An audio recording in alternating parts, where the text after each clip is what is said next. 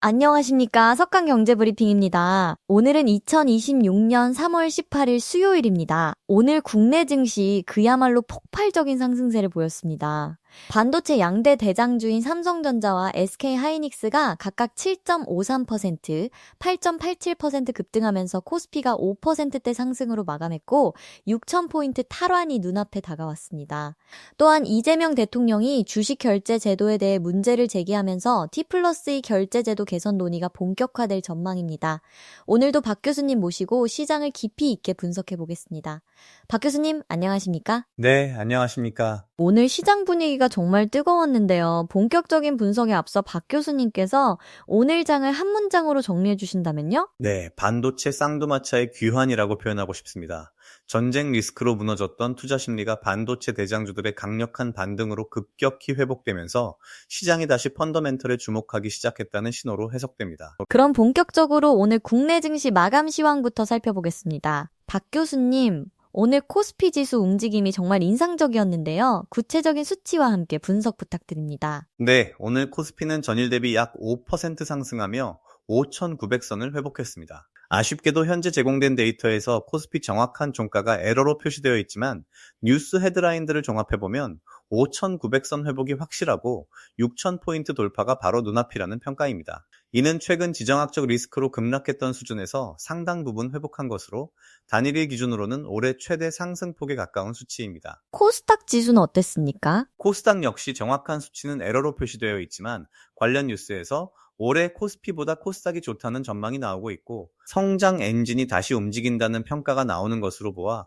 코스닥도 상당한 상승세를 보인 것으로 판단됩니다. 특히 중소형 기술주들이 집중된 코스닥 시장의 특성상 반도체 업황 개선 기대감이 확산되면서 동반 상승한 것으로 보입니다. 오늘 상승을 주도한 주체는 누구였습니까?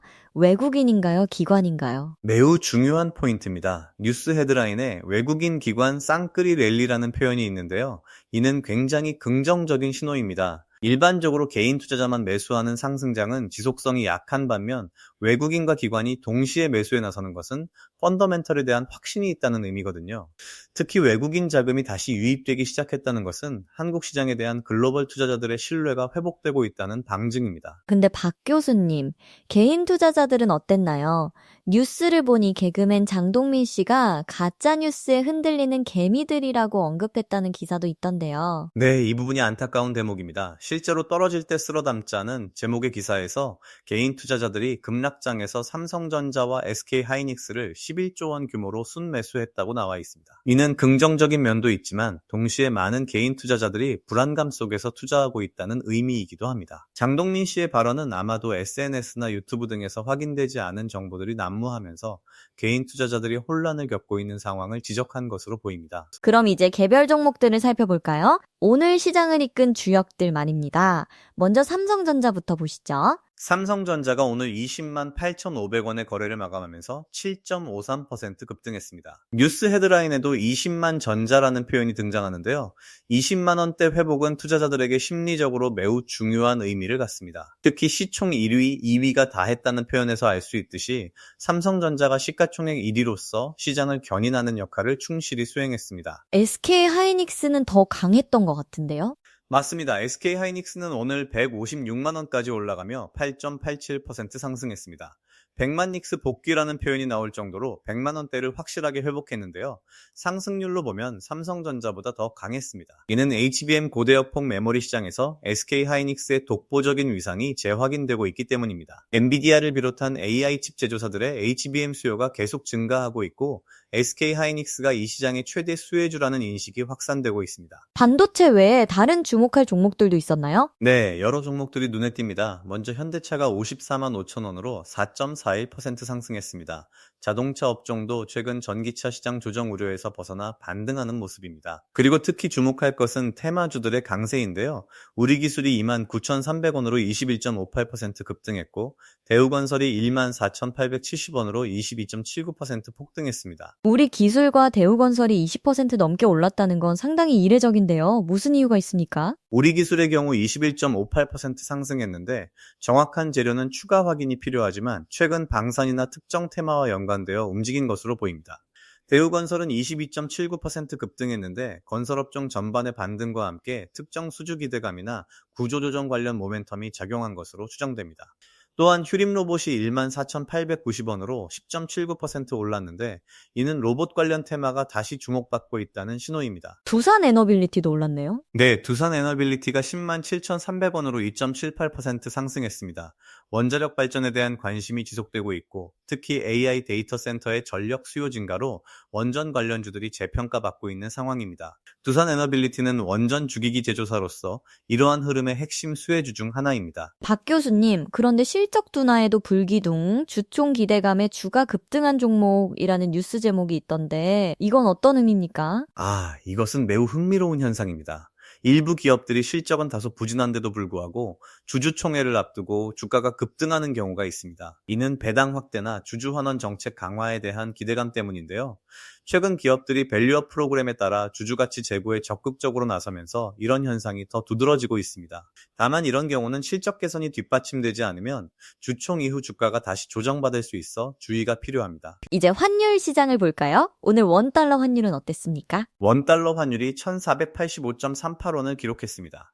다만 제공된 데이터에서 변동률이 안엔으로 표시되어 정확한 등락폭은 확인이 어렵습니다만 1,400원대 중반이라는 수준 자체가 중요합니다. 이는 여전히 원화가 상당히 약세인 상태를 유지하고 있다는 의미인데요.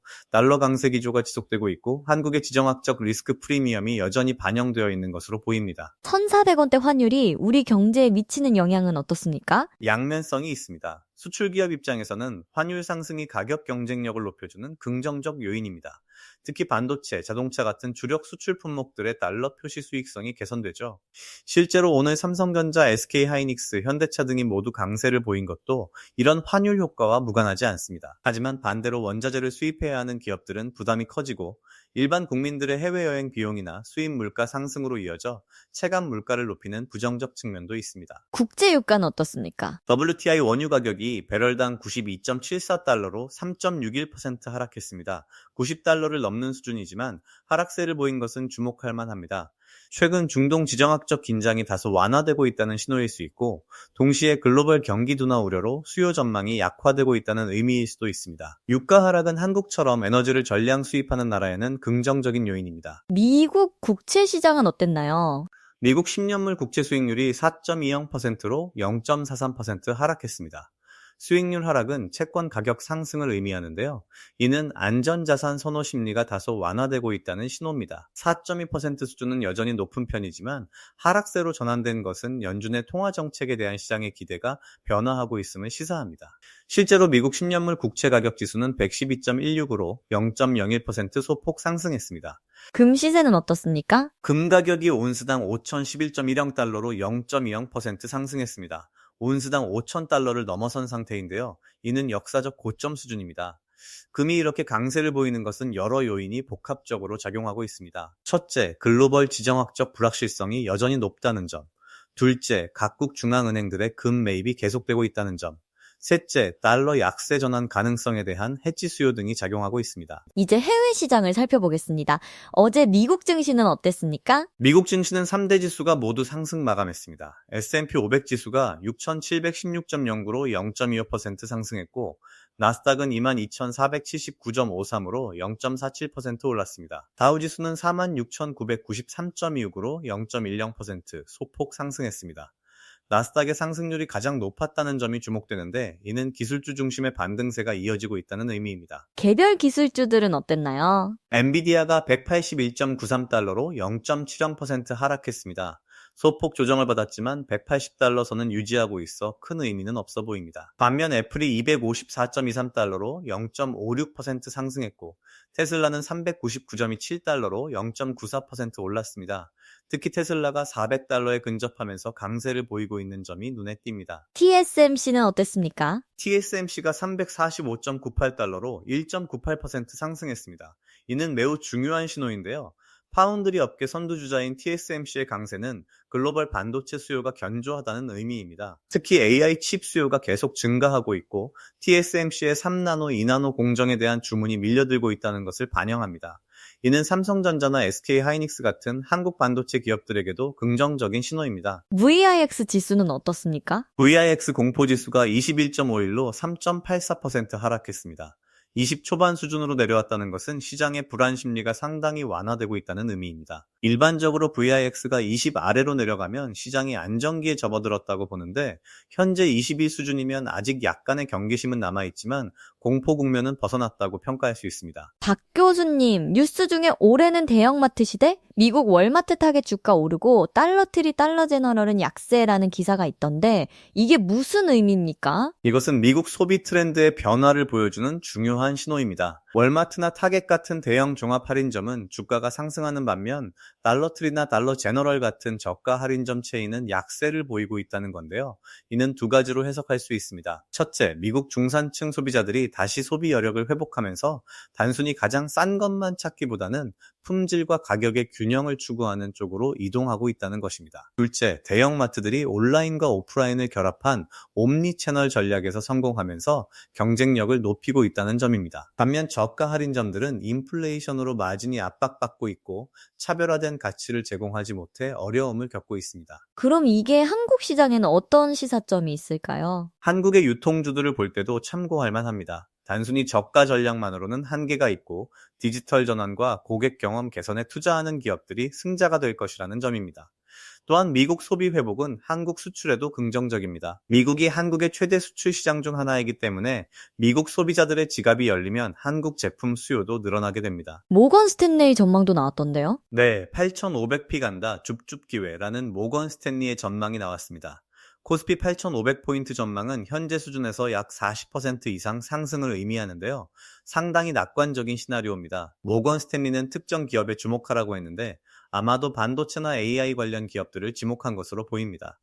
다만 글로벌 투자은행들의 전망은 참고사항일 뿐 맹신해서는 안 됩니다. 그들도 자신들의 포지션에 유리한 방향으로 전망을 내놓는 경우가 많기 때문입니다. 명품 시장은 어떻습니까? 루이비통 관련 뉴스도 있던데요. 좋았던 시절은 잊어라, 흔들리는 루이비통 주가라는 제목의 기사가 나왔는데요. 이것은 글로벌 명품 시장의 조정을 보여줍니다. 코로나 이후 폭발적으로 성장했던 명품 시장이 이제 정상화 국면에 접어들고 있습니다. 특히 중국 소비자들의 명품 구매가 크게 줄어들면서 LVMH 같은 명품 대기업들의 실적이 둔화되고 있습니다. 이는 글로벌 경기 둔화의 한 신호이기도 하지만 동시에 소비 트렌드가 과시적 소비에서 실용적 소비로 변화하고 있다는 의미이기도 합니다. 김건희 여사 주가 조작 의혹은 아직 수사가 진행 중인 민감한 사안인데 노조는 이런 불공정 거래도 제대로 감시하지 못하는 거래소가 거래시간 연장 같은 정책을 추진하는 것은 본말이 전도되었다고 비판하는 겁니다. 다만 이것은 노동조합의 정치적 입장이 반영된 측면도 있어서 순수하게 시장 제도 개선 논의와는 분리해서 봐야 합니다. 박 교수님, 그런데 이재명 대통령이 지정학 리스크 과장 정치권서 부당하게 악용이라고 발언했다는 기사도 있던데요. 이건 어떤 맥락입니까? 이것은 매우 중요한 발언입니다. 최근 한반도 주변의 지정학적 긴장이 고조되면서 주식시장이 큰 폭으로 하락했었는데요. 이 대통령은 이러한 리스크가 실제보다 과장되었고 일부 정치 세력이 이를 정치적으로 악용하고 있다고 본 것입니다. 실제로 오늘 시장이 5% 급등한 것을 보면 투자자들도 과도한 불안감에서 벗어나 펀더멘털에 집중하기 시작했다고 볼 수 있습니다. 그럼 지정학적 리스크는 이제 걱정하지 않아도 되는 건가요? 그렇게 단순하지는 않습니다. 리스크가 과장되었다는 것과 리스크가 없다는 것은 다른 문제입니다. 한반도 주변의 불확실성은 여전히 존재하고 언제든 다시 긴장이 고조될 수 있습니다. 다만 시장이 이제 이런 리스크를 어느 정도 가격에 반영했고 매번 과민 반응하지 않게 되었다는 점은 긍정적입니다. 투자자들이 성숙해졌다고 볼 수 있죠. 오늘 매수 사이드카가 발동되었다는 뉴스도 있던데요. 네, 삼전익스 급등의 코스피 매수 사이드카 발동이라는 기사가 나왔습니다. 사이드카는 선물 가격이 급등락할 때 시장 과열을 막기 위해 잠시 거래를 중단하는 제도인데요. 오늘은 매수 사이드카가 발동되었습니다. 이는 선물 시장에서 매수세가 너무 강해서 프로그램 매매를 5분간 중단시킨 것입니다. 삼성전자와 SK하이닉스의 급등이 선물 시장에서 과도한 낙관으로 이어졌고 이것이 사이드카 발동으로 이어진 겁니다. 사이드카 발동이 부정적인 신호인가요? 꼭 그렇지는 않습니다. 사이드카는 시장의 급격한 변동성을 제어하기 위한 안전장치일 뿐입니다. 오늘처럼 상승장에서 발동된 매수 사이드카는 오히려 시장의 강한 상승 모멘텀을 보여주는 것이기도 합니다. 다만 투자자들은 이런 급등장에서 흥분하지 말고 냉정함을 유지할 필요가 있습니다. 증권업계 소식도 있던데요. IMA 관련 기사 말입니다. 한투는 질주, 미래에셋은 관망, NH 합류의 IMA 판도 세분화라는 기사인데요. IMA는 일임형 종합자산관리 계좌를 말합니다. 고객이 증권사의 자산 운용을 맡기는 상품인데 최근 개인 투자자들 사이에서 인기가 높아지고 있습니다. 한국투자증권이 이 시장에서 공격적으로 확대하고 있고 NH투자증권도 합류하면서 경쟁이 치열해지고 있습니다. 반면 미래에셋증권은 다소 신중한 태도를 보이고 있는데 각 증권사마다 전략이 다른 것으로 보입니다. IMA가 왜 인기인가요? 개인 투자자들이 직접 투자하는 것에 어려움을 느끼는 경우가 많기 때문입니다. 특히 최근처럼 변동성이 큰 시장에서는 전문가에게 맡기는 것이 더 안전하다고 생각하는 투자자들이 늘고 있습니다. 또한 증권사들도 IMA를 통해 안정적인 수수료 수익을 얻을 수 있어서 적극 권유하는 측면이 있습니다. 다만 투자자 입장에서는 수수료 구조를 잘 따져봐야 하고 운용 성과가 보장되는 것은 아니라는 점을 명심해야 합니다. 개별 종목 리포트도 하나 나왔네요. 롯데이노베이트 관련해서요. 네, 한양증권이 롯데이노베이트 데이터 센터의 로봇 모멘텀까지 저평가 매력 상승이라는 리포트를 냈습니다. 롯데이노베이트는 롯데그룹의 IT 계열사인데 최근 데이터 센터 사업과 로봇 사업에서 새로운 모멘텀을 찾고 있다는 평가입니다. 특히 AI 시대의 데이터 센터 수요가 폭발적으로 증가하고 있고 물류 로봇이나 서비스 로봇 시장도 성장하고 있어서 이 회사가 수혜를 볼 것이라는 분석입니다. 증권사 리포트는 어느 정도 신뢰할 수 있나요? 참고 자료로는 유용하지만 맹신해서는 안 됩니다. 증권사들은 대부분 해당 기업과 비즈니스 관계가 있고 매수 의견을 내는 것이 자신들에게도 이익이 되는 경우가 많습니다. 실제로 증권사 리포트의 대부분이 매수 또는 보유 의견이고 매도 의견은 극히 드뭅니다. 따라서 투자자들은 리포트의 내용 중 팩트와 데이터는 참고하되 투자 의견은 걸러서 들을 필요가 있습니다. 이제 암호화폐 시장을 볼까요? 비트코인 가격은 어떻습니까? 비트코인이 73,876.30달러를 기록했습니다. 다만 변동률 데이터가 NN으로 표시되어 정확한 등락은 확인이 어렵지만 7만 달러 중반대를 유지하고 있다는 것 자체가 의미 있습니다. 비트코인은 최근 6만 달러에서 8만 달러 사이에서 박스권 움직임을 보이고 있는데 7만 달러 중반이면 박스권 중상단에 위치한 것입니다. 비트코인 시장의 전망은 어떻습니까? 현재 비트코인 시장은 방향성을 찾지 못하고 있습니다. 긍정적 요인과 부정적 요인이 팽팽하게 맞서고 있는 상황인데요.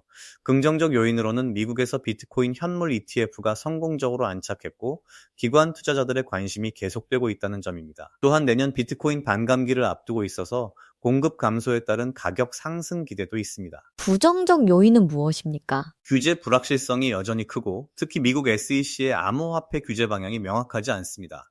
또한 글로벌 경기 둔화 우려가 커지면 위험 자산인 비트코인에서 자금이 빠져나갈 수 있습니다. 최근 비트코인과 나스닥의 상관관계가 높아지고 있는데 이는 비트코인이 더 이상 독립적인 자산이 아니라 기술주와 유사하게 움직이고 있다는 의미입니다. 따라서 미국 증시가 조정받으면 비트코인도 함께 하락할 가능성이 있습니다. 암호화폐 투자자들에게 조언을 해주신다면요? 암호화폐는 여전히 고위험 자산입니다.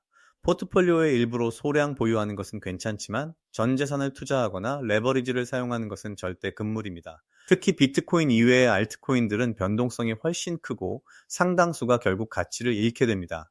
장기적으로 블록체인 기술의 가치를 믿고 투자하는 것은 좋지만 단기 투기는 위험합니다. 박 교수님, 현재 글로벌 경제에서 주목해야 할 이슈들을 정리해 주시죠. 네, 몇 가지 중요한 이슈가 있습니다. 첫째, 미국 연준의 통화 정책입니다. 현재 시장은 연준이 올해 안에 금리를 인하할 것으로 기대하고 있지만 인플레이션이 여전히 목표치인 2%를 상회하고 있어서 연준이 쉽게 금리를 내리기 어려운 상황입니다. 최근 미국 10년물 국채 수익률이 4.2% 수준을 유지하고 있는 것도 이런 불확실성을 반영합니다. 중국 경제는 어떻습니까? 중국 경제가 여전히 회복세가 약합니다. 부동산 시장 침체가 계속되고 있고 청년 실업률이 높은 수준을 유지하고 있습니다.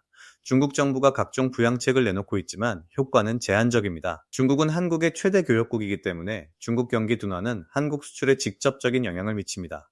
특히 중국 소비 위축으로 명품 시장이 타격을 받고 있는데 이것이 앞서 언급한 루이비통 주가 하락의 주요 원인입니다. 유럽은 어떻습니까? 유럽 경제도 어려움을 겪고 있습니다. 특히 독일이 제조업 침체로 고전하고 있고 프랑스도 정치적 불확실성이 경제에 부담을 주고 있습니다. 다만 유럽중앙은행 ECB는 미국보다 먼저 금리 인하를 시작할 가능성이 있어서 이것이 유럽 경제에 숨통을 틔워줄 수 있을 것으로 기대됩니다. 일본은 어떻습니까? 일본은 오히려 독특한 상황입니다.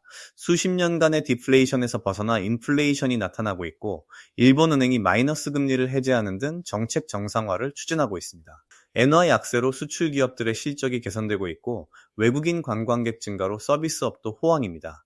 다만 급격한 엔저는 수입 물가 상승으로 이어져 서민 생활을 압박하는 측면도 있습니다. 이런 글로벌 상황이 한국 시장에는 어떤 영향을 미칩니까? 한국은 수출 의존도가 높은 경제이기 때문에 글로벌 경제 상황에 매우 민감합니다.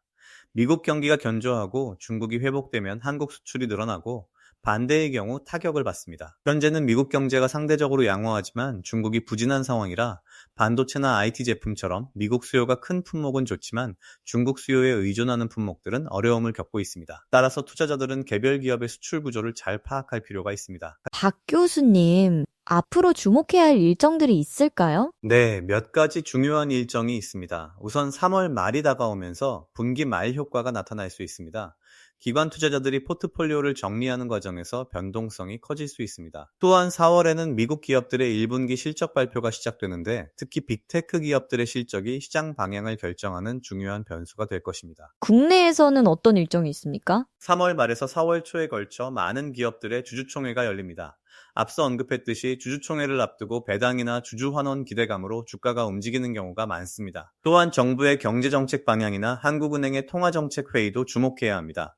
특히 이재명 정부의 경제정책이 구체화되면서 어떤 산업이 수혜를 받을지 관심이 집중되고 있습니다. 현재 시점에서 투자자들은 어떤 전략을 취해야 할까요? 오늘 시장이 5% 급등했지만 이것이 새로운 상승장의 시작인지 아니면 한시적 반등인지는 좀 더 지켜봐야 합니다. 따라서 성급하게 추격 매수에 나서기보다는 신중한 접근이 필요합니다. 몇 가지 전략을 제시하자면 첫째, 분할 매수 전략입니다. 한 번에 큰 금액을 투자하기보다는 시간을 분산해서 투자하는 것이 리스크를 줄일 수 있습니다. 둘째는 무엇입니까? 둘째, 펀더멘털이 확실한 우량주 중심으로 포트폴리오를 구성하는 것입니다. 오늘처럼 테마주들이 급등하는 날에는 유혹이 크지만 실적 뒷받침이 없는 테마주는 언제든 급락할 수 있습니다. 삼성전자, SK하이닉스 같은 대형주들이 오늘 크게 올랐지만 이들은 실제로 AI 반도체 수요 증가라는 펀더멘털이 있기 때문에 상승한 것입니다. 셋째는요? 셋째, 환율 해지를 고려해야 합니다. 원달러 환율이 1,400원대를 유지하고 있는데 이것이 더 올라갈지 내려갈지 불확실합니다. 따라서 국내 자산과 해외 자산을 적절히 배분하거나 환율 변동에 따른 리스크를 해지하는 상품을 활용하는 것도 방법입니다. 넷째는 무엇입니까? 넷째, 섹터 분산입니다. 반도체가 강세를 보이고 있지만 모든 자금을 반도체에만 집중하는 것은 위험합니다. 자동차, 바이오, 2차전지, 방산 등 다양한 섹터에 분산 투자하는 것이 안전합니다. 특히 방어적 성격의 배당주나 필수 소비재 관련주를 일부 편입하면 변동성을 줄일 수 있습니다. 다섯째는요? 다섯째, 현금 비중을 적정하게 유지하는 것입니다. 시장이 급등했을 때는 모든 자금을 투자하고 싶은 유혹이 크지만 항상 일정 비중의 현금을 보유하고 있어야 합니다. 그래야 시장이 조정받을 때 좋은 가격에 매수할 기회를 잡을 수 있고 예상치 못한 급락장에서도 심리적 여유를 가질 수 있습니다. 마지막으로 투자자들에게 당부하고 싶은 말씀이 있으시다면요? 오늘 같은 급등장에서는 흥분하기 쉽지만 냉정함을 유지해야 합니다. 시장은 항상 순환합니다. 급등 후에는 조정이 오고 급락 후에는 반등이 옵니다. 중요한 것은 자신만의 투자 원칙을 세우고 그것을 지키는 것입니다. 남들이 올랐다고 해서 무작정 따라 사거나 떨어진다고 공포에 질려 파는 것은 실패하는 지름길입니다. 또한 절대 빚을 내서 투자하지 말고 잃어도 되는 여유 자금으로만 투자해야 합니다. 좋은 말씀 감사합니다. 오늘 석강경제브리핑에서는 반도체 양대 대장주의 급등으로 코스피가 5%대 상승하며 6,000포인트 탈환을 눈앞에 둔 시장 상황을 살펴봤습니다. 또한 이재명 대통령의 주식 결제 제도 개선 지적으로 T+1 결제 전환 논의가 본격화되고 있다는 소식도 전해드렸습니다. 미국 증시는 3대 지수가 모두 상승했고 VX 지수가 하락하면서 시장 불안이 진정되는 모습을 보였습니다. 박 교수님, 마지막으로 내일 시장 전망 한 말씀 부탁드립니다. 네, 오늘 5% 급등 이후 내일은 차익 실현 매물이 나올 가능성이 있습니다. 단기 과열 신호도 일부 나타나고 있어서 조정을 받을 수 있습니다. 하지만 외국인과 기관의 매수세가 이어진다면 상승 모멘텀이 유지될 수도 있습니다. 중요한 것은 6,000포인트 돌파 여부보다는 이러한 상승세가 지속 가능한 펀더멘털에 기반하고 있는가입니다. 투자자 여러분께서는 단기 등락에 일희일비하지 마시고 중장기 관점에서 우량 자산을 차근차근 모아가시기 바랍니다. 네, 감사합니다. 오늘도 바쁘신 가운데 귀한 시간 내주신 박 교수님께 감사드립니다. 감사합니다. 시청자 여러분, 오늘 하루도 수고 많으셨습니다. 변동성 큰 시장이지만 흔들리지 않는 투자 원칙으로 좋은 결과 만들어 가시기 바랍니다. 내일도 더 더욱 알찬 정보로 찾아뵙겠습니다. 지금까지 석간 경제브리핑이었습니다. 감사합니다.